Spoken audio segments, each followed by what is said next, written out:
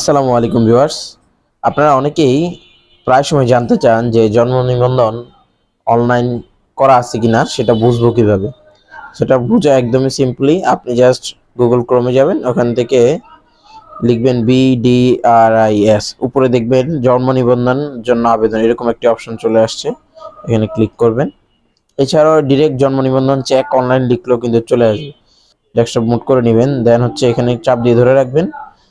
একটু খালি জায়গায় ক্লিক করলে নিচে দেখতে পারবেন জন্ম নিবন্ধন তথ্য অনুসন্ধান, এখানে ক্লিক করবেন। ক্লিক করার পর এটাকে জুম করে নিলাম। এখানে বার্থ রেজিস্ট্রেশন নাম্বার, আপনার যে 17 ডিজিটের জন্ম নিবন্ধন নাম্বার রয়েছে সেটি এখানে টাইপ করবেন। এবার আসি জন্ম তারিখ। জন্ম তারিখের ফরম্যাটটা হবে বিপরীত দিক থেকে, যেমন ইয়ার, মাস, দিন। ইয়ার হচ্ছে ধরেন 2019 হাইপেন অবলিক চিহ্ন কিন্তু এখানে নিবে না, 10/5। ওকে, এবার আসি নিচে একটা ক্যাপচা দেখতে পাচ্ছেন, 15+16 = 31, সার্চ।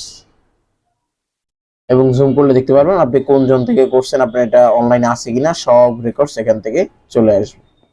এভাবেই আপনারা আপনাদের যে কোনো জন্ম সনদ যেগুলো 17 ডিজিটের সেগুলো অনলাইনে চেক করতে পারবেন।